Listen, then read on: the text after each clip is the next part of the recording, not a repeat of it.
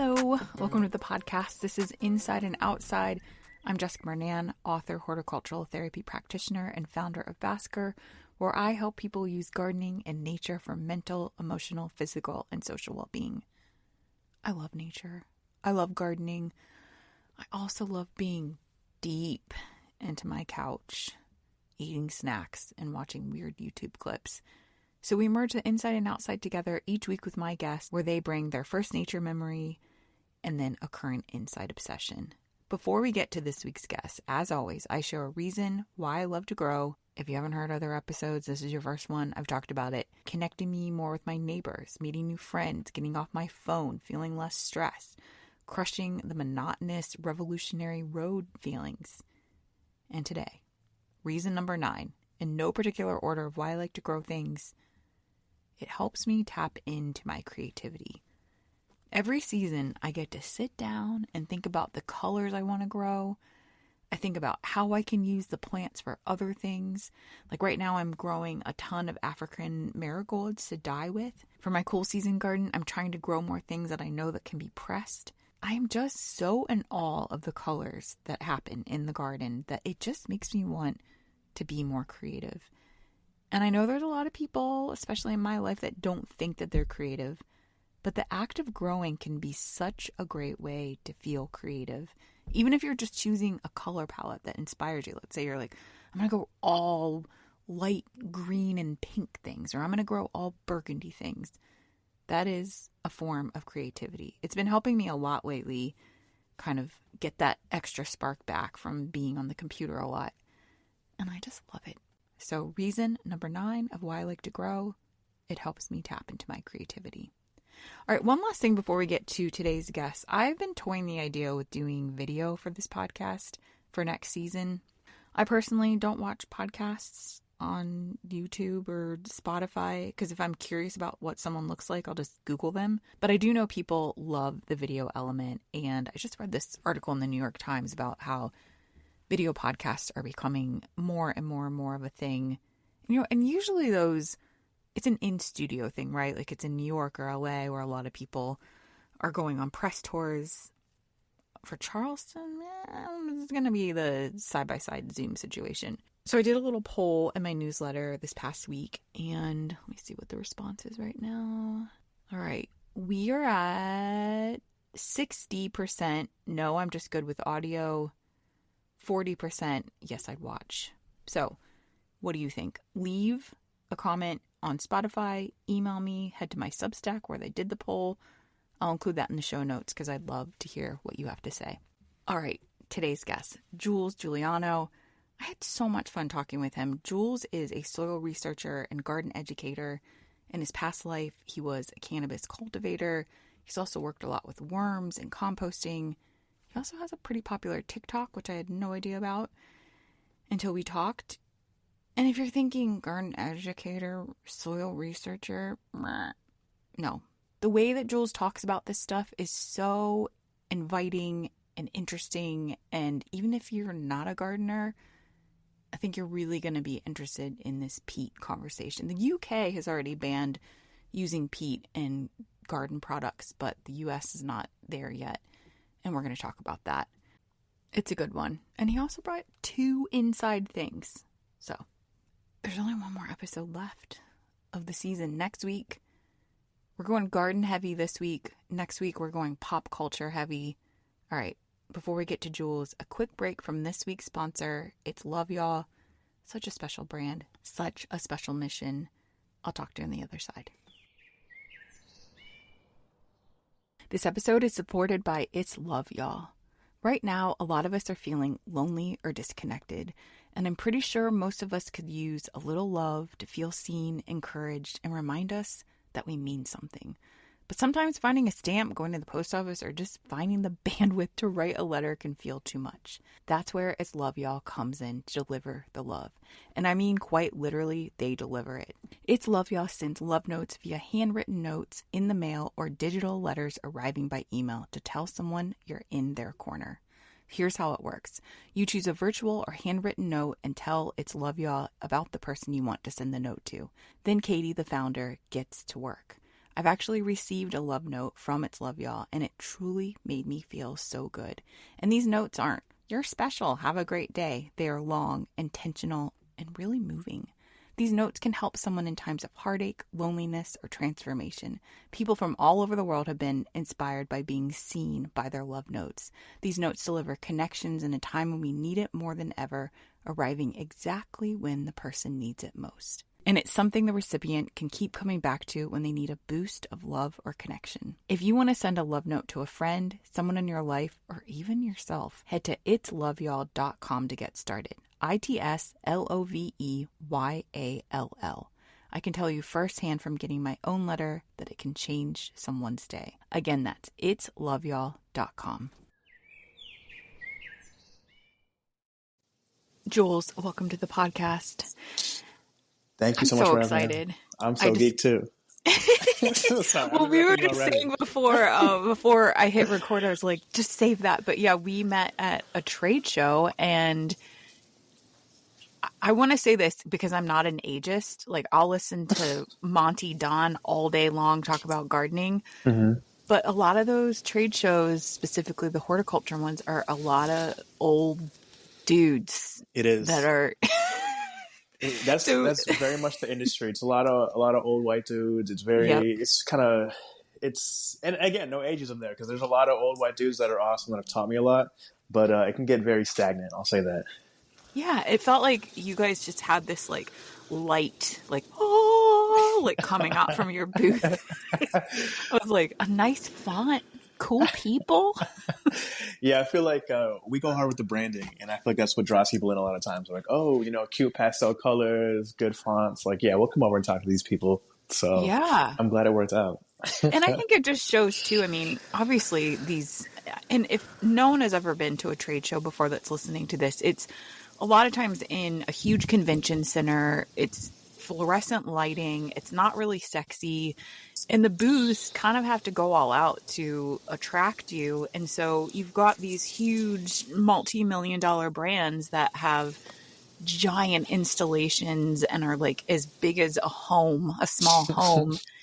And then you have like you guys that had a little table, but you still got drawn in because of, like you said, the packaging, the branding, everything else. Yeah, that's definitely the way the trade shows are. And yeah, there are certain soil companies that I shan't name that have like 15, 20 employees. They have a huge booth, but it's not exciting. It's not fun. It's not engaging. And so we really try and make our booth engaging and just draw people in and just have the conversation and go from there. And yeah, because what really drew me in is you were just standing there with like a bucket of soil and you're like, you want to feel this? I'm like, okay. Literally, we came up with that strategy like a year or two ago. Like in my head, I was like, all right, this is like when you go to the mall. I mean, I feel like people don't go to the mall anymore today because it's kind of dead.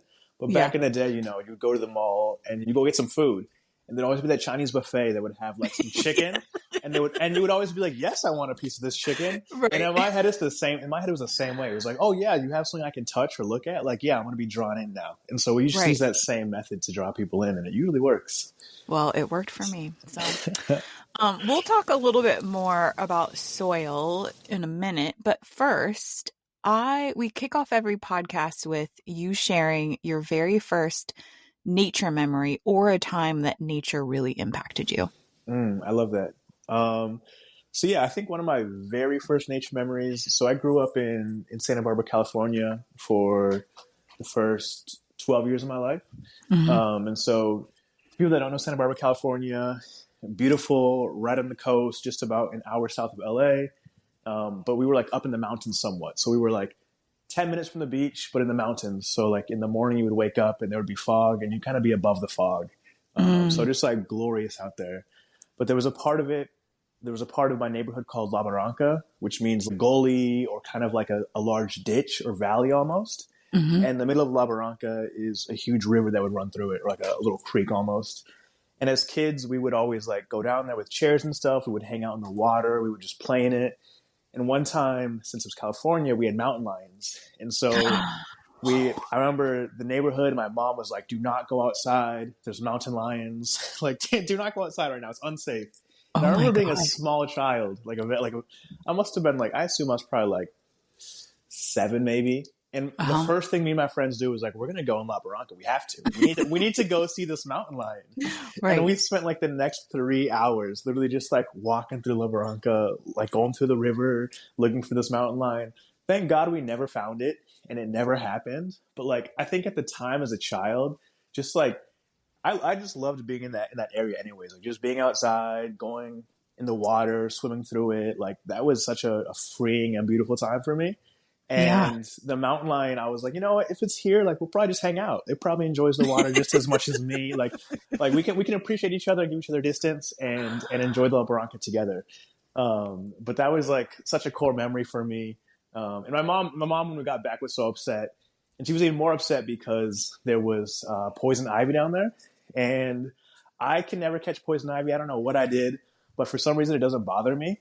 Uh-huh. But the oil would stay on my skin, and then I would bring it back to my mom, and my mom would get it every Oh, time. yeah. And so unfortunately, my mom was like double whammy. She's like, one, you went and you tried to find a mountain lion. Two, you brought me back poison ivy. Like, what were you doing? But yeah, that was like one of my. I love growing up in California, and like just the nature out there was kind of just different and unmatched, and I really miss it. Wow. And I think it's just that sense of adventure too that I think we like not tethered to anything, right? Like you didn't have Google Maps or you didn't have anything. It was just like, let's just go out and discover. And I think it's rare that we get that these days. Yeah, it definitely felt like an undiscovered land. Like who knew it was out there? Again, yeah, no Google Maps. Like no one was on TikTok saying like, hey, this is the best spot to go in La Barranca. Go check it out. Like it felt Right. like it was just unknown to anyone except for us. Like it was our own universe, and that felt so special. So wait, where did you move after you lived in California? So I was in Santa Barbara for 12 years, and then we moved to San Diego for 3 years. So I was in San Diego, and then I moved to the suburbs of Chicago for high school. Oh, whoa. I moved a lot. So suburbs of Chicago for high school. I went to college in Minneapolis, Minnesota. Then I lived in Florida, St. Pete, Florida for a year. Chicago for 4 years. Atlanta for 4 years. And then now I'm in New Orleans. Oh my gosh. For the last year. So I love to move. I can't lie.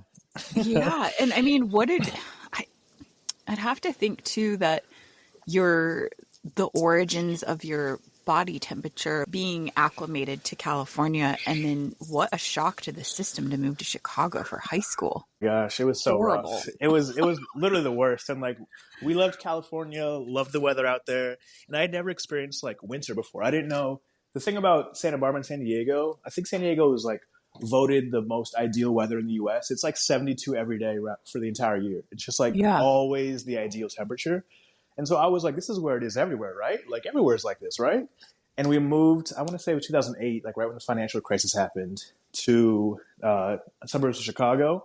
And it was like they had the once in 17-year cicada. And if people aren't familiar with cicada, they're those big flying bugs. Mm-hmm. And there's a bunch of different varieties of them, but this was like a special one that was just like exceptionally loud and ridiculous. And, you know, they're a fine bug. They don't really do anything. They kind of just like are there.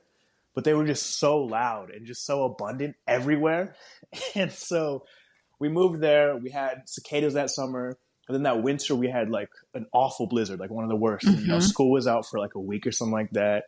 And so the transition from Cali to Chicago was just like rough. Like I was just not ready for it. Winter, I still don't like winter. It's too much for me. I need the sunlight. I need that vitamin D at the end of the day. And so I appreciate Chicago for what it was, and I actually still love it as a city, but it's just too cold for me. That transition was very rough. Well, you're in New Orleans now, and it's like on a scale of 1 to swamp ass. Like, how is it feeling today? Oh my gosh, it is so hot today. Yeah, the city is like really shut down entirely during July and August, and it's probably from 1 to swamp ass today. It's probably at like 8 or 9. So it's pretty high up there. You really just like don't go outside from like 10 a.m. to like 5 p.m. It's just like a ghost town. Like the tourists don't come here. The locals stay inside unless you're like in the water or in the forest. It's just like, don't go outside.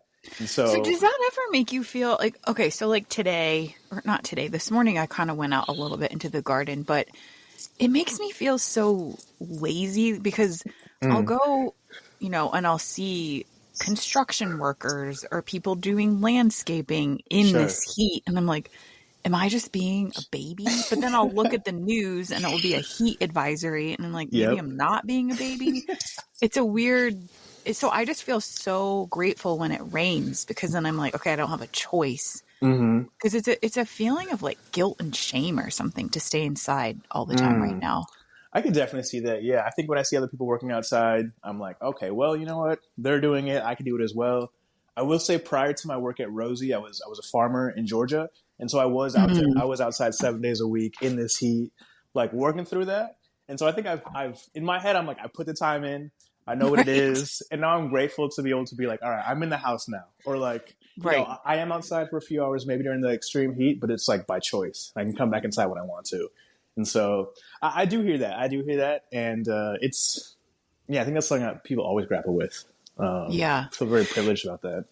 It is a privilege, and I think we do not have to get into this, and I don't even want to, but I just think with the toxicity of everything and the insanity of what's happening with our government too, it's just everything feels out of control, and so I feel like the weather just makes it worse.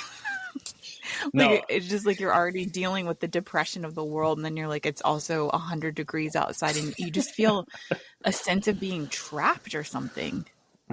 yeah, I could definitely see that. It's difficult to deal with that. And I think sometimes going outside, and for me, being in the forest, like during this heat, is helpful because I feel like Mm-hmm. when I step into the forest, it's like AC. You're like, oh wow, it's so much cooler in here. And I Mm-hmm. might have to deal with the mosquitoes because they're in there too, trying to cool off. But like I think like connecting with nature outside and still being out there, or maybe being in the water even, I think like really calms me down and just grounds me. Yeah. And so I think like, yeah, during these times, I still try and find ways to connect with nature, be outside because it's so restorative and healing for me, despite like this intense heat. And I feel like nature always finds a way to provide and make sure that like, okay, you can get through this, you can make it, because we're making it. Because Oh. the plants are making it, because you see them wilt during the extreme heat during high noon. Like you'll see the plants wilt as they Mm-hmm. bring all their water from the leaves down to the roots to just make sure they survive. But they're still doing what they can to make it through the day. And so in my head, I'm like, I can do the same thing as them. Oh, I love what you just said, that the mosquitoes are trying to cool down too. Because I understand why my family gets destroyed by mosquitoes, and I don't really they don't bother me for some reason, the same way poison ivy doesn't bother you. Like Mm. they just stay away from me. I don't know if it's like a blood type thing, but I get sad when people even like, they're like so aggressive, they like smack them. I'm just like, just gently flick. You know what I'm saying? Yeah, yeah. They don't they They're don't just, bother me either. I don't know what agreement I have with mosquitoes, but they never eat me. They'll just land on me and hang out, but they don't tend to bite me. So, yeah. All right. Well, so every single episode, I share a study or an article or research about how nature can impact our lives in a positive way. mm, And I'm bringing one about soil because this is what you do. yes. And I'm going to briefly mention this study because I'm actually talking to a soil researcher, so you can kind of elaborate on this. But I found this really cool article about the surprising way soil can aid our mental health. And Mm, I'll include this in the show notes, but the study really focused on two things. One, the gut, and how studies show that exposure to a diverse range of microbiomes helps maintain a healthy gut and brain connection. In soil, in just 1 teaspoon of healthy soil, there can be more microbes than there are people on the planet, which is hmm just bananas. And then in food, one study revealed that crops grown in regenerative practices were about 30% higher in vitamins K, C, E, and B1 than conventionally grown counterparts. mm. Okay, I'm sharing this. School us on more if you have anything else to say about this, because you know a lot about this. Yeah, no, I love that. I think the first point you made about the soil bacteria and also gut bacteria, I think there is quite a connection between like soil and gut bacteria and like soil health and gut health. We're Mm-hmm. also like we're very much like plants, and where it's like we for plants, like you need to feed the soil, you need to feed the microbes and the bacteria in the soil because then they're going to work in tandem with the roots to feed the plants. With ourselves, it's very similar. I think like you got to eat yogurt or drink this broth or get that healthy Mm-hmm. gut bacteria in your stomach, and that does so much for your mental health. Like there's so much connections between the gut health and your mind, Mm-hmm. and so it's very similar to soil. I will say there is a there is a bacteria. I'm trying to remember the name off the top of my head. It's like Mycobacterium vaccae. I'm bad with scientific names, so Yeah, like, that's so my. but Okay. it's close. But that's essentially it's a bacteria that mimics the effects of serotonin, and so every time you dig your Yes. hands into the soil, you're getting the same similar effects of like antidepressants, essentially, but even better. And so you're just like, that's why I really advocate for like kids being in the soil. Like I used to be a school garden educator, and so like I think it's so important for people to have green spaces where they can just like dig in the soil, have fun, whether Hmm. you're gardening or looking for worms or just playing around. Like getting your hands in the soil has such immense effects. And the cool thing about soil is we only can identify less than 2% of all soil bacteria. So to us, it's honestly still a miracle. Like we have no idea how the soil works. And that scares some people. To me, that's exciting. Like to me, it's like that's such a Hmm. beautiful miracle. And we get to like be a part of that and learn about it every day. But we still have no idea how or why it works. And I love that. Like part of me likes that it's a mystery. But Yeah. it does so much to feed us, to sustain us, to keep us healthy. And yeah, bacteria are often working in our favor. When I went back to school for horticulture, one thing that blew my mind, and this is something that you know, but when one of the first things we talked about was soilless mixes. And I'm like, Mm. wait, soil at the store is not made of soil? So, you know what I mean? Like when you go and buy a bag of soil at the store, Mm-hmm. it's traditionally, conventionally made of peat Mm-hmm. and a whole bunch of other materials. It's not the exact same soil that we're digging in. And the reason why they formulated soils like that is A, because of pathogens and things, but also because it would be so heavy for people to ship soil. So they've Mm-hmm. created these lighter weight mixes for, commercial use. And so with these soilless mixes that, are still beneficial, like are they as beneficial as the soil that we're digging in the actual ground when we're touching these quote unquote soilless mixes?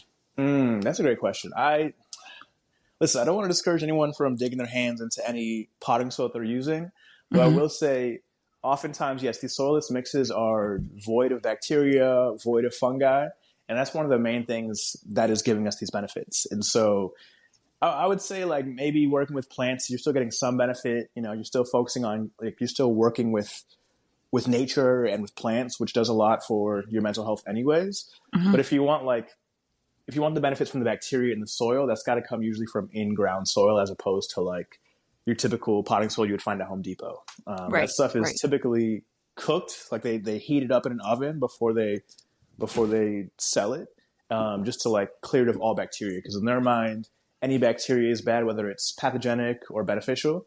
And so they kind of just cook it all and then send it off. And so that's why people often call it dirt, because it's just devoid of life, Right. and it doesn't have too much in it. Whereas soil should be like very full of life, full of lots of fungi and bacteria. There should be some pathogenic ones in there and some beneficial ones in there.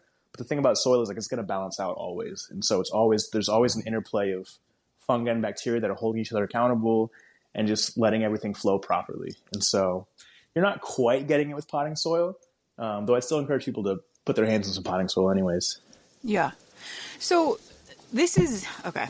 And this is something that's niche horticulture bubble world, but I kind of really am excited to tell people about this if they don't already know. Hmm. So peat, which is in most soilless mixes that you'll find at a store, right? Like peat is sort of the main component of a lot of these. Peat has actually been banned in the UK. I think it's by 2026. You're no longer allowed to use it. You can tell me otherwise. But so at Rosy, the mixes that you all are making are peat-free. Mm-hmm. And you can tell me why they're peat-free. But when you talk to a lot of people in the industry, people are saying, well, the peat thing, it's not so bad. Mm-hmm. It's, these bogs regenerate. It's really not a big deal. And so, you've got Rosie on one side of the convention, and then you have the unnamed people that is basically 99% of the rest of the convention that is all using peat, who are saying, no, it's totally fine. I mean, I don't know if you saw in the Greenhouse magazine that came out it was like a few months ago, the cover said "in defense of peat," Yep. and part of me is wondering, is this coming from a place of like climate change deniers, like in our administration, Mm, or is it exaggerated that peat is that bad? Let's talk about peat a little bit. And again, this might be very insider baseball to people, but I think that this impacts a larger ecosystem of our earth. So sure. tell me about it. Yeah. So I work at Rosy Soil. We are creating peat-free biochar-based soils. And so my work as a soil And what does researcher. biochar mean? Yeah, so biochar is imagine like they call it also like horticultural charcoal. You might have heard it called sometimes, Mm-hmm. but biochar is essentially any organic matter that's been heated up in the absence of oxygen. So one example I often give is like imagine you had a bonfire and you have a log that's just like burning overnight, and the next day you come back and you just have that you come back and it's just a brittle like black piece of charcoal essentially. All the volatiles have been burned away, all the organic matter is gone, and it's just the carbon. And essentially, when you're making biochar, that's like a crude way of making biochar, essentially.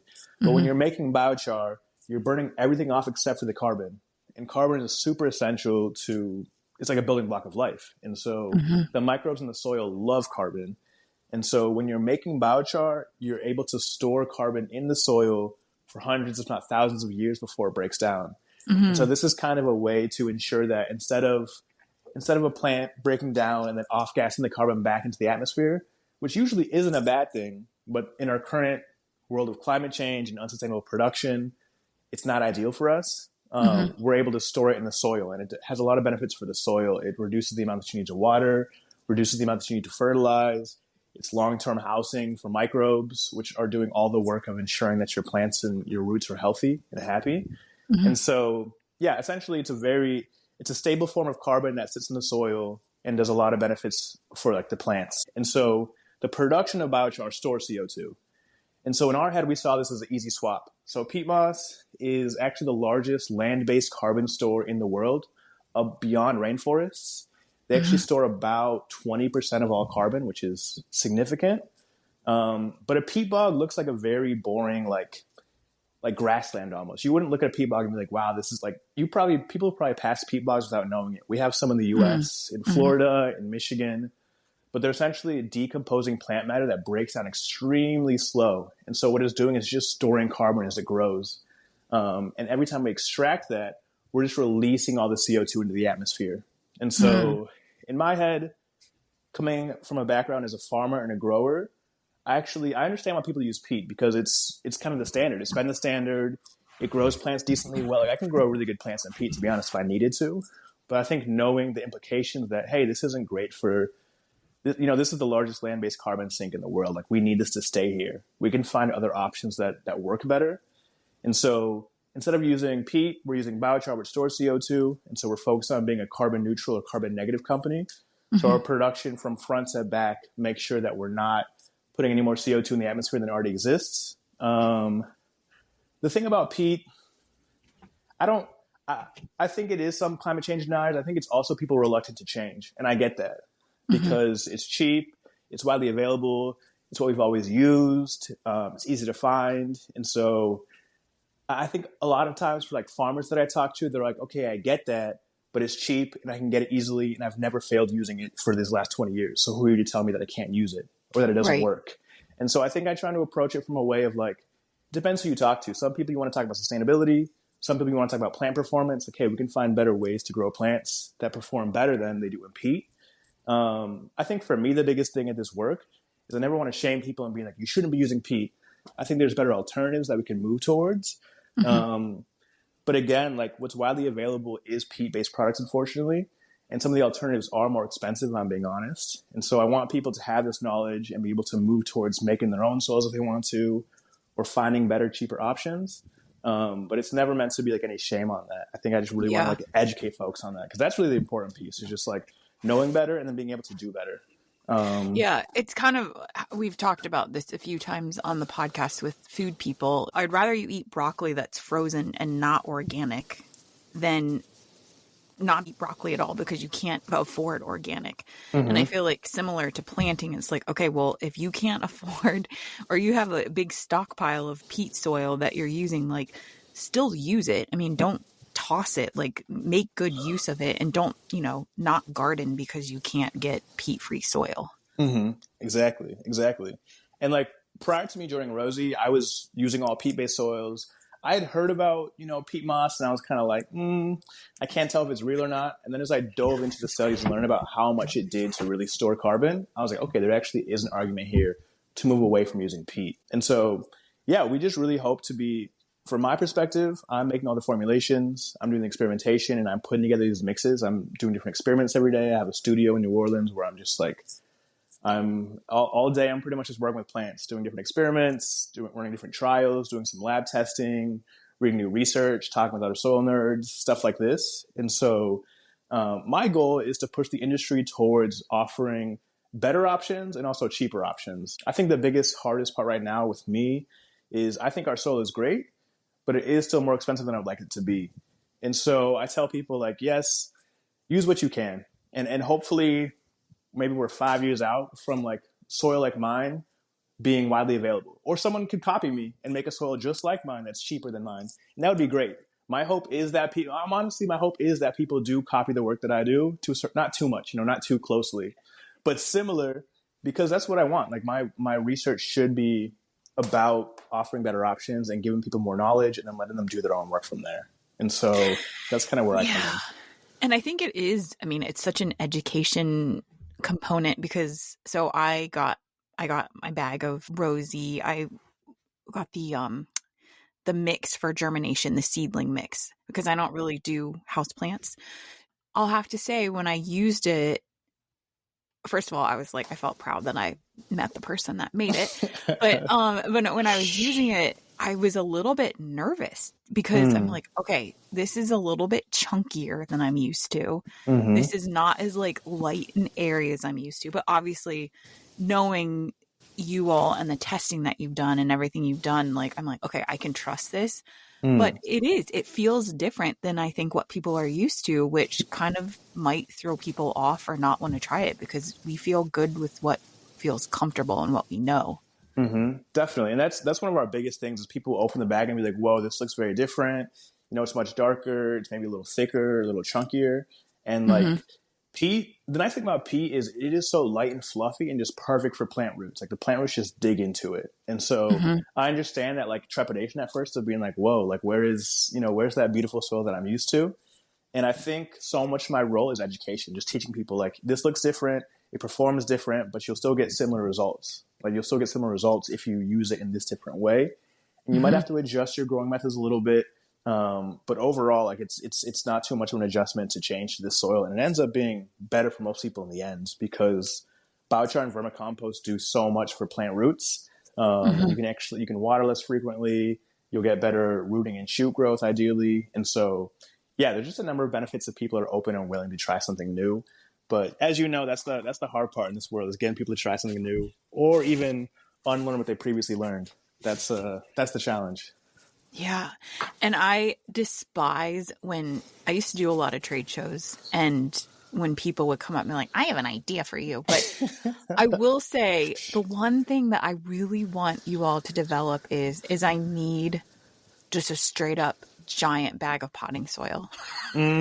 because I probably, for my cut flower garden, and I also do my neighbor's garden. He's like 92 now and he can't do any more. So I grow double for him. And so I'm growing maybe 200 seedlings for both of us. Wow. And so, once I'm transplanting up, I have to have like a big bag to transplant. You do. So I need for you guys to make that, please. I'm actually working on it right now. Actually, the veggie mix is up next. That's okay, great. It's coming out in early spring of next year. So yeah, okay, great. I've been developing that one for like 2.5 years now. The issue is not being able to use peat is just so difficult for veggies. Like it's you can skate by on houseplants and cacti a little bit. They can survive without it and they'll be fine. Veggies really want just like just that loose, fluffy texture to dig the roots into. And so I've been, that's why I'm at the trade show, honestly. I'm going to other booths trying to feel like, what do y'all have? What can you sell me? What inputs are available? And so, It is coming. It's on the way soon. I can't It's wait. on the way Okay. soon. Yes. Mm-hmm. Well, if you need me to come to New Orleans and test some trials, it would be kind of fun. Please, I would love Um, that. I would love that. so one last question before we get into your inside thing. What led you into just being a soil researcher? I mean, I know you did Hmm. farming, you were a garden educator. What led you here? Yeah, so I actually was not into gardening at all until like 2018. Oh, whoa. Yeah. So I grew up gardening with my mom quite a bit, and it was, it was okay to me. It was something I always like. I loved being outside always, but gardening was something that like only dipped my toe into a tiny bit. Hmm. But I went to school for sociology, and then when I graduated, most of my background was in community organizing. So I was doing labor organizing, I was doing like tenant organizing, all Hmm. just like labor justice stuff mostly. And that work, after a while, got really tiring. I loved the Hmm. work, but it was just like very mentally taxing. Hmm. And so at the time, I was working for a nonprofit that was researching hate groups actually and tracking hate groups. This was like right after Trump got elected. And so Mm. my whole job was like tracking hate groups and anti-immigrant groups. And it was just so like exhausting. Oh my gosh, Um, it's traumatizing, I'm sure. yeah, it was just like all day, every day. And I was an intern, so I wasn't paid very much. So I was like, this is a lot to handle. Hmm. And somehow the company closed. They're like, hey, we're out of money. We're closing in a month. And so I was like, okay, I got to find a new job. And I had wanted to transition out of organizing. I still organize in different ways, but I want to do it out of like direct organizing, I guess. And I found the job in Chicago, the school gardening job, where you would teach K through 12 students about how to garden. So I would go to school every day. We would garden with them. We would plant with them. We would seed. We would harvest Wait. Go stuff. back. How do you go from, I mean, this sounds like my career path, which doesn't make sense. Why did they say, so you've been researching hate groups, come teach kids how to garden? Like, how did that work? Yeah. See, actually, in hindsight, I'm like, that's crazy. But it was through AmeriCorps. Oh, okay. So Okay. Okay. yeah, so I was able to like, with AmeriCorps, they're very much like, we just need to hire whoever. I can't lie. Like they're very much, Hmm. they don't pay you much. They need to get jobs filled. It was also mostly impoverished black schools in the south side of Chicago. So to be honest, oftentimes they're not, they're less choosy to be Hmm. very honest and frank about these Hmm. things. And so at the time they were just like, yeah, we need someone to do school gardening. And I had background doing a little bit of education before. I taught previous to that. I always enjoyed working with kids. And so this felt like similar to organizing, Hmm. but yeah, I honestly feel like my farming and gardening work still feels like organizing work, just in a different realm almost. Yeah. But they brought me on, and all I had to do was pass a background check, do some classes in order to get my certification, and then I was good to go.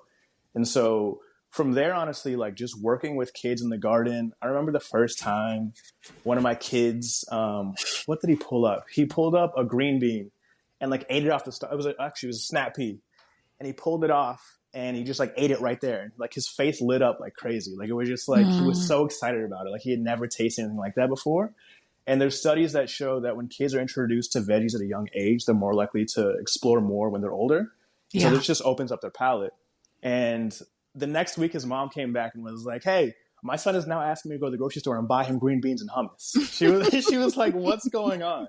And I was like, "Yeah, that's like that." And that to me was like, I'll never forget that moment. Like it was just such like a. Mm. I was like, this is what I care about, and this in my head is organizing, like introducing kids to veggies, and then like they introduce them to their family, and now they're all eating better, or they're all having better options. Like in my head, Hmm. that's exciting to me, and Yeah. so yeah, from there it was a long journey.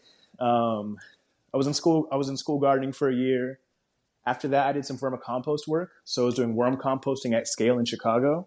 So Mm. we had massive vacant lots, and we would take municipal compost waste and then residential compost. Like I was on a bike picking up people's food scraps, Oh my God. and we would dump it all over this massive vacant lot, and then cover it with worms and then burlap sacks. And they Hmm. would chew through all this and turn over the soil into healthy soil, and then remediate these empty vacant lots into like green spaces.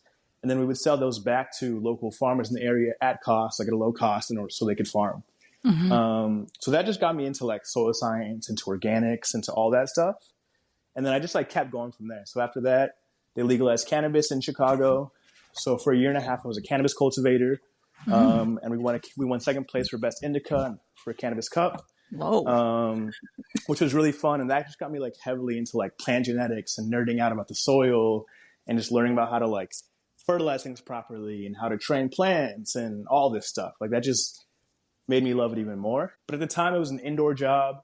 It was in Chicago, and I was really tired of that. I wanted to be outdoors again. And the long winter in Chicago isn't conducive to farming, honestly. Like I would always have to quit my job for 5 months to find a different job until the spring came back around, and I just couldn't do that. And so I moved to Georgia. Like I moved to an hour south of Atlanta, and I worked for the Rodale Institute, which is the largest and oldest organic farming institute in the U.S. And I was an apprentice on a 300-acre organic research farm. So I went from like small scale farming to like, I'm on a tractor now. We're doing large scale row crop farming. We're doing large trials with a scientist. And that experience like opened my eyes entirely to a whole different world of farming, and just learning how to like bring this stuff to scale and how to really teach people how to do this at scale and how to convince conventional large scale farmers how to move towards organics or into biodynamics or into regenerative farming. And so did that for another year. Then I moved to Atlanta, and I was working on an urban farm for 6 months, and I was the farm manager there. I loved that job, but it was also like 7 days a week of work. So it was just like nonstop, low pay, long hours, always in the heat, very tiring on your body. And after that, Dad actually found me. That's the CEO of Rosy, found me via my TikTok, because my TikTok had blown up. Because I was just like, oh, I didn't know about your TikTok. Yeah. So yeah, during this time, I was doing a lot of TikTok, and I had one video blow up, and I was just having fun, like talking about farming, gardening stuff, how to grow at home, how to mix your own soils.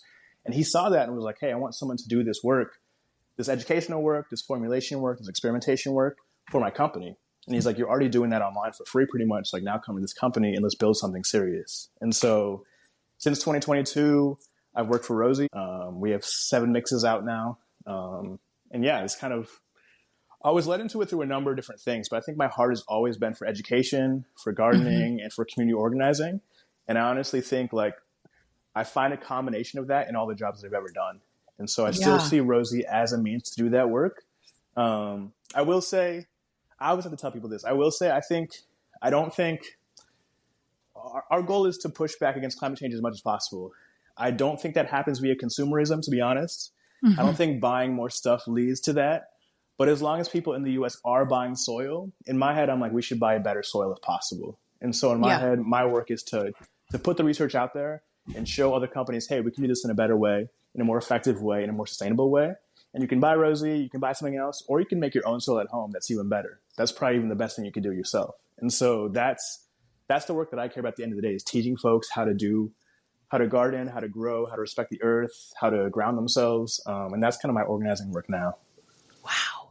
I love everything that you said, because I think there's a lot of people that listen to this podcast that are in places of wanting career change or having a hard time finding work right now. And I think what's so cool about your story is that you don't have a degree in horticulture. Like you don't, like it's really like been apprenticing, educating yourself, just diving in. And it sounds like not being scared to put yourself in front of these people and say, I'm good at this. Yep.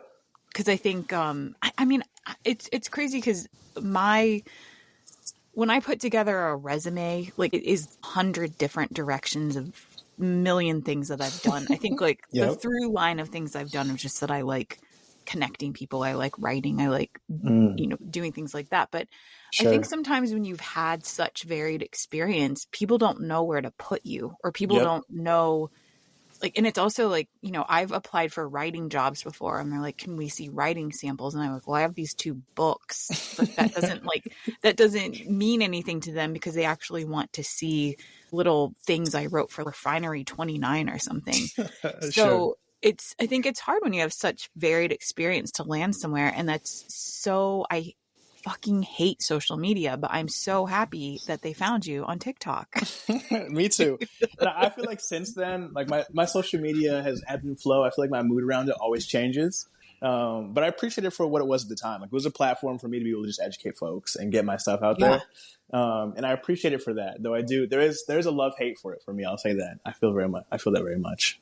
But it's cool because, I mean, you didn't get tapped by them to do like some sort of brand collaboration. We actually want you to help us in a bigger way, which is really cool. Wow. Okay. Well, let me know when that mix is ready because I will be the first one to buy it. I got you. And then we're going to move inside. And every episode, every guest shares an inside obsession. And the categories are TV, book, or movie, internet gossip you must discuss, trend that you want to go away, or wild card. What are you bringing us today? Yes, I know I sent you one. Can I actually change it? Is it possible? Is it, or listen? No. Oh my God. I'm excited. Okay, change it. The one I sent you was so ridiculous. I like that. I liked that it was ridiculous. Okay. Tell me your new one, but then we might reflect on the other one because I have totally something to say about the other one. Okay. Okay. Yeah, great. So the new one is a book I'm reading. This is a book that my friend wrote, but it's called Come By Here. And it's a memoir and essays from Georgia's Geechee Coast by Nishi Powell Ingabire. And she just wrote, she's a Gullah Geechee woman that grew up on the coast of Georgia and just has a very powerful book talking about her life experience growing up on Georgia's coast and just the history and the memories of people that grew up there. And so folks that are unfamiliar with Gullah Geechee people are usually West African enslaved folks that were living on Georgia and the North and South Carolina, and often like the coast too. So like they were living on the islands that are off the coast of the eastern seaboard. And they were growing rice, they were growing cotton, they were growing indigo, and they were just some of the earliest true agriculturalists. Like they do so much work around preserving different crops that are essential. So there's like different Carolina rices that are super essential to the birth of the U.S. There was Sea Island cotton, which is a form of cotton that I want to grow next year. I'm actually growing cotton this year for the first time. I want to grow Sea Island cotton next year, kind of as a way to honor the folks that had preserved this, that had grown it, that had put so much love into it. And so, yeah, this is just a very powerful book around very important people in the U.S. that often aren't talked about, but Gullah Geechee culture is still very strong. And they're actually still over there doing a lot of work, trying to preserve their land. As the U.S. often does, they're trying to move a lot of these people off of their land or trying to develop it. And so, yeah, this is just a book that has been very impactful for me. I'm really appreciative of her work and her time, just like documenting and archiving these people's history and their life. Yeah. Wow. I live in Charleston, South Carolina, so Gullah Geechee culture is still alive and well here. And I don't even know if we want to call it an accent, but it's a very distinct way of speaking. It is. They use different words. It's cool that people are continuing to preserve that because, I don't know, it's a very important part of the South. It is. And I think I saw this documentary who's Floret, the flower growers. They made this 3-part documentary about flower farmers, and they featured a Black farmer, a woman, and she was saying how when she first started farming and growing flowers, she had a flower farm. A lot of her community, Black friends and family members are like, "What are you doing? We don't have to do that anymore." Yep. And I think what that is interesting when you were talking about growing cotton. Tell me about that of, sort of reclaiming something that for a lot of people, they don't want to revisit. Yeah. So I had a friend, my friend Yamke, another Black farmer in Atlanta, give me some seeds a few years ago. And when he first gave them to me, I was also resistant. I think my first thought was like, I don't know, man, like cotton, like, are we sure about that? And honestly, that's the response I get from most people when I tell them I'm growing it. They're like, why are you growing cotton? Or they're like, cotton? Like, seriously? And so for me, it's just like, I love plants. First off, I love plants in the mallow or Malvaceae family. So like okra, hibiscus, a bunch of different like rose mallow, a bunch of different beautiful flowers that love the heat. And when I moved to Louisiana, like it's just so hot here in the summertime. Like right now, it's just ridiculous, and nothing wants to grow except for okra, some peppers, some different herbs maybe, and some native stuff. And so in my head, I was like, you know what? Why not try it out? So I bought these seeds from this company called Southern Exposure Seed Exchange, which was started by Ira Wallace, amazing Black woman, archivist, just does so much to preserve like historic seeds. And they have a red foliated white cotton, so it's like red stemmed, but it's a white cotton, so it's just like beautiful and glorious. And so in my head, I was like, you know what? I think, especially being in New Orleans, there's just so much. There's like. Being here, I wanted to connect with my ancestors so much more. I wanted to connect to my ancestors. I wanted to have more reverence for the work that I do. And I think working with the soil, like doing root work it's so spiritual. There's something so deep about it. And so I was like, you know what? I want to grow this and just see what I feel. Like, let me just plant them, see what happens, and go from there. And honestly, it's just been such like a restorative and healing and beautiful journey. Like, it's such a happy plant.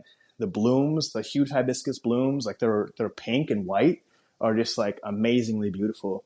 And I love being able to show other people like, hey, this is what I'm growing. And I'm like passing out seeds to everyone I know. I'm like, try this, grow this, like just do it, just see what happens. And so it's just led me deeper into like my own history and my ancestral history. And now is like, you know, I'm sitting here right now and I have literally like a bucket next to me full of this white cotton. And I haven't learned how to process it yet. That's my next step, is learning how to process this, because I want to be able to make, you know, some clothes or like a little wash rag or like a little mojo bag or something like that. And so, yeah, it's been powerful. Like, there's no other way to put it. Like, it's such a beautiful plant. And right now, as I look in my garden, like there's nothing else really thriving except for the cotton. The cotton's like finding a way. And that's like, I don't know, there's just like this resilience to it. And that just seems like such an echo of like my ancestral history in this country and like Black American history in this country of like defying the odds, like growing no matter what, growing through any environment, and like being beautiful and blooming regardless of what's happening around you. And I think like the cotton does that for me and reminds me of that every single day. And yeah, it's been an amazing process. And I'm probably gonna add it to my summer garden every single year now because I love it. Tell me about how much space, let's say, does, you know, I'm not familiar. I've never grown it before, and I didn't even really know you could just grow it at home as much, because I just think of it in being in large production. So tell me like the footprint that it takes up. Let's say if you're planting like a 4-inch pot of it or something. Yeah. So I have most of mine currently in 3-gallon pots. And so I'll grow like one plant in a 3-gallon pot. And yeah, you need to stake it up a little bit, because as it gets heavier and produces the cotton bolls, they're very heavy at first. So the plant will flop over if it's too heavy, but you don't need a lot of space for it. So if you're growing it in a pot, like literally you can grow it in a 3-gallon pot. If you're growing it in ground, I would say maybe like give them like a foot and a half of space between each plant. Okay. The main consideration is a lot in the South. There are some states you can't grow cotton in, which I believe Texas is the one that you can't grow cotton in at all. Louisiana, you need a permit. So I had to apply for a home growers permit. The USDA had to send out someone with why? The main reason is, so there's a pest called the boll weevil, and the boll weevil feeds on the cotton. Like I think it like plants its, I don't know exactly what it does, but I think it plants its larvae or its babies into the cotton, and they just eat it up. And they spread super easily. So once you get boll weevils, they're everywhere. And so the main concern was in these states where cotton is a huge industry, the boll weevil can spread. So if you're a home grower and you're just like, whatever, I'm growing this cotton, it'll spread everywhere. Though I will say I think 98% of cotton is grown synthetically. They call it the world's dirtiest crop because the amount of pesticides and insecticides used on it are like... I wrote a book about women's health, and women are, it's all in the tampons and pads. And so we're just sitting on chemicals and putting it up our vagina. It's not a good thing. Yeah. Not at all. Yeah. So in my head, I'm like, if I can also teach people how to grow this organically at home, and then we can, you know, I can also tap in with other fiber workers and other artists that know how to work with cotton. I would love to be able to be someone that's like, at least in a small scale, I'm teaching people how to do this and how to better their own health. And then also I can learn from others on how to create my own clothes or something like that. But growing it organically honestly has not been difficult. It's just been a learning process. This is my first year. No one has taught me, but that's why I love gardening, is just like you put something in the soil, you see what happens, and you go from there. And cotton has just been so resilient and so just like grateful. I've really enjoyed the process. Oh my gosh, that's so cool. Yeah, weevil, those bugs are disgusting. Yeah, they're nasty. What is your sickest bug? My sickest bug. I think that's a great question. So like my background in vermicomposting, I love worms usually and caterpillars and stuff.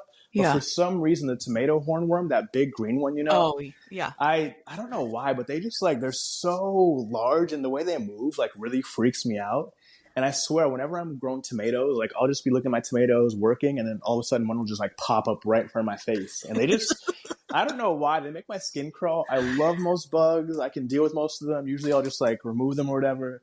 But I'm not gonna lie, when I see the tomato hornworm, I pray for the wasps that come in. Like there's a Yeah. parasitic wasp that like will lay its larva inside the tomato hornworm, and Yeah. I'm like, please, please come wasps. Like I need you to do this work for me because they gross me out so much. Like they make my skin crawl, and so Ugh, that's a big yeah. one for me. Mine is the mole cricket.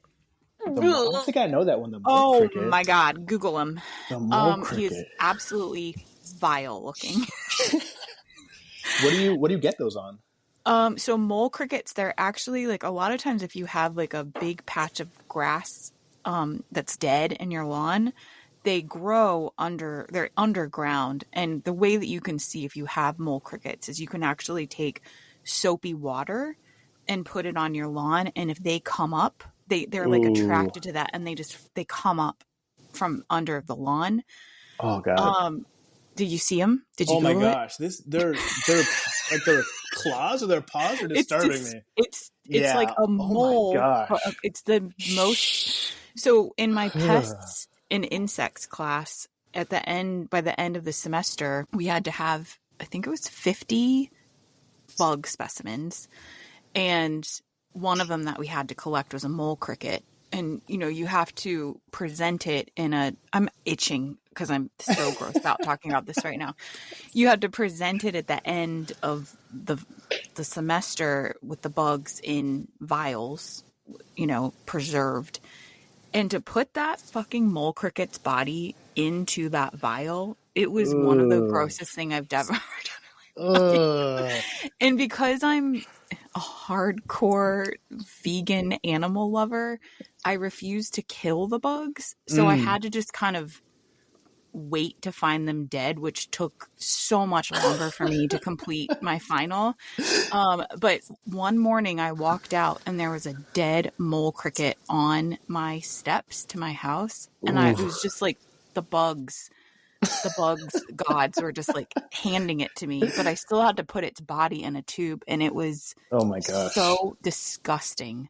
That class, I was really dreading it, but it really taught me that most of the time, I think it's like 95% or something of insects and bugs, they're not actually damaging your plants. It's a cosmetic thing, right? Mm-hmm. So it's like when we invest so much in these insecticides and all these things, like we don't actually have to kill all those bugs. They're not harming our plants. They're just making holes in the leaves. Exactly. So if you can kind of like be okay with that as a home gardener, just avoid all that stuff because it's not doing anything to you. The one thing I did learn, which also freaked me out, is a lot of times when you flip over a leaf and there's like a bunch of like bumps and things, that's frass, which is insect shit, which having that cute word makes it better, frass. But I was like really surprised by that, knowing that every time I was turning over a leaf and seeing all these raised things, I'm like, oh, that's insect poop,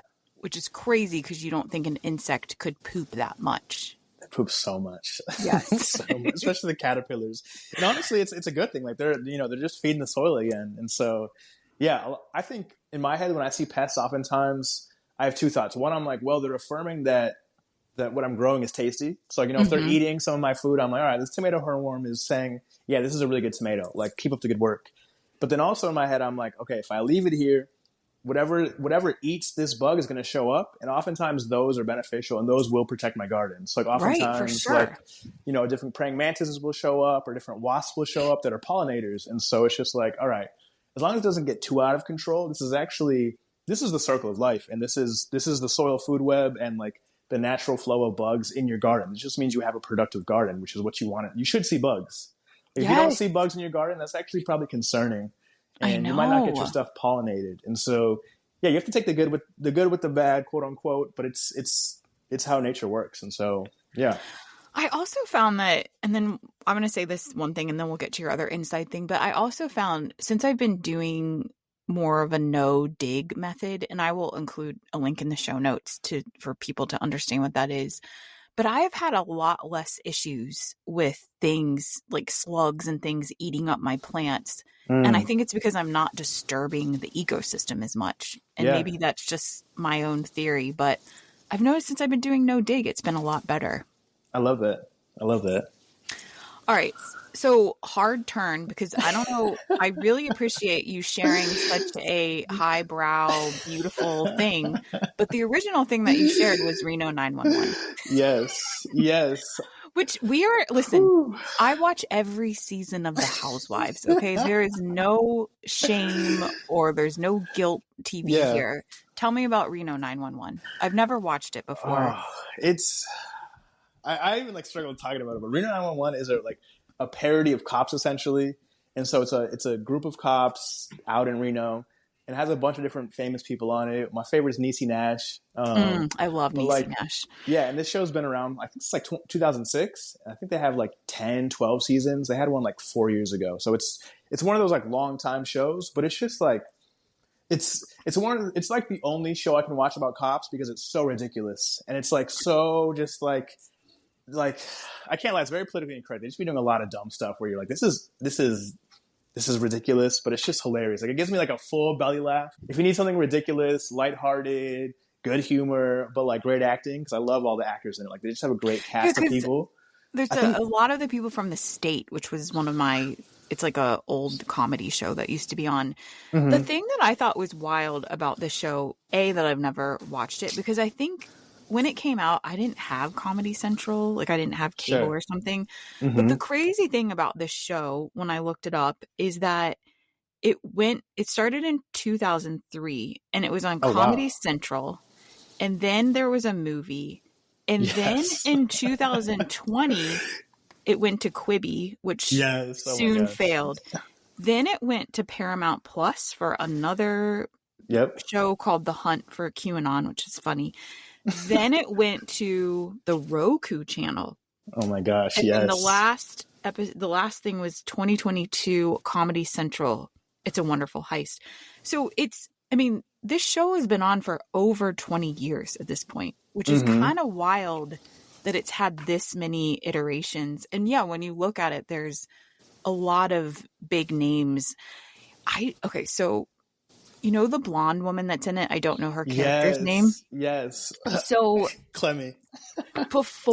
this is so wild. Before COVID, it was like months before COVID, I got asked to do this thing called the Pecanathon, which was all of these pecan farmers were doing like this huge ad campaign.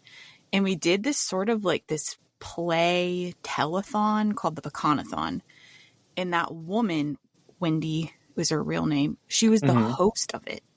What? So I Yes. had to do these I did these cooking segments on the Pecanathon with these pecan farmers.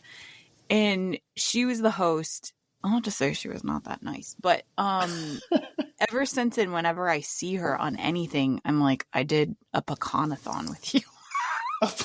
Which is one of the most random things on my resume. And this is before that I was even before I went back to school for horticulture. I just, they asked me to do it because I had written a cookbook about plant-based food. So anyway, I was on something with one of the Reno 911 stars. But yeah, I love Niecy Nash and Claus. Yes, there. And her partner, I don't know, she left her husband for a woman, and I am very attracted to her new wife. Like she's very, very cute. Okay. This has been great. Do you have anything else, any parting messages that you want to share with anyone about soil or getting out there? I'm obviously started this podcast to not so subtly encourage everyone to grow. Yeah. Tell someone a reason why to grow. Yeah, I think my message always is like, one, don't be afraid to call yourself a gardener or farmer. I think oftentimes people are afraid to own it and be like, yeah, I'm a gardener, I'm a farmer. Like if you're growing one tomato plant, you're a gardener in my head. Mm-hmm. You're doing soil science in some way. And for myself, as someone that doesn't have a background in ag, or at least a degree in it, I was always afraid to say, yeah, I'm a soil researcher. Yeah, I'm a farmer. Like I always felt a little fraudulent. But like if you're putting plants in the soil and you're growing them up, like that's literally the work of farming and work of gardening. And so it's all, as a soil researcher, I would say the majority of my work is failure. Like if you come to my studio, so much of the plants are dead. A lot of what I do is I try one thing, it fails. I try the next thing, it fails again. I try the third thing, it fails again. And so the houseplant mix that you've seen or the seedling mix you've seen there were so many failures that led up to that. And so I want people to know, like, killing plants, unfortunately, is part of the cycle. Throw it in the compost, throw it back in the ground, let it decompose into the soil. But that's part of the process, and that's okay. And that doesn't mean I think people think they don't have a green thumb if they kill plants. And it's like, actually, the people with green thumbs probably kill the most plants. Right. And that's just the way it goes. And that's part of the process. And that's the circle of life. And that doesn't mean you kill plants like for fun. But like that's the process, and that's okay. And so I don't want people to become discouraged from that process. Like it's actually how it's meant to be, and that's how you learn, and that's how you grow. Is through failure. And so yeah, just don't give up. Try something new. Again, this is my first year growing cotton, and it's been wonderful and it's been amazing. And no one taught me anything. Like I just threw plants in the soil and started. And so that's so much of how you become a gardener and farmer is just trying it. You don't need a degree to do it. If you want to get one, that's cool. That's awesome. I support that 1,000%. But also you can do the same thing also if you just practice in your backyard or practice in a community garden or practice in a grow tent at home. So, yeah. I love that. So if people want to find you or more about you, where should they go? Yes. So you can find me on Instagram or TikTok or Twitter. My handle's the same on all of them. It's Smoke Your Greens. It's SMOKEYRGREENS, Smoke Your Greens. And yeah, feel free to find me on any of those channels. My Twitter's crazy, so if you find me on there, pretend like you don't know me. But on TikTok and Instagram, feel free to find me. I'm a bit more informative on there, and I kind of just go through what I'm learning, the plants I'm growing, and yeah, you can see more of my cotton journey on those pages. Wow, that's so cool. Thank you so much. Yes, thank you for having me. This was awesome. Thanks for listening. That's the show. You know, we have lots of reviews on Apple Podcasts, but none on Spotify. So do me a favor, and if you like the show, give us a 5-star rating on Spotify. It will help more people find the podcast. And if you want to leave an extra Apple Podcast review, I'm cool with that too.